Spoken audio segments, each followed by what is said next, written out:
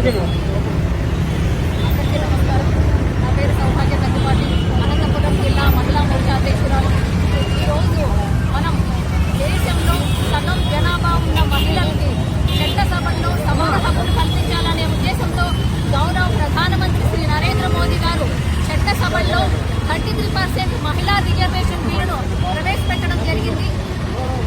ఈ ప్రవేశపెట్టిన సమక్షంలో ప్రతిపక్షం వాళ్ళు మహిళలకి మద్దతు ఇవ్వకపోగా అందువలన మేము ఈరోజు అనంతపురం జిల్లాలో టవర్ క్లాక్ దగ్గర రాహుల్ గాంధీ గారి దిష్టి బొమ్మను తగలబెట్టి ఈరోజు మేము ప్రతిపక్షం ఎప్పుడు మహిళలకి గౌరవం ఇవ్వలేదు కాబట్టి రేపు పొద్దున ఇంటి కూటమి భూస్థాపితం అవడం గ్యారెంటీ అని మేము మహిళల తరఫున ఖచ్చితంగా తెలియజేస్తున్నాము.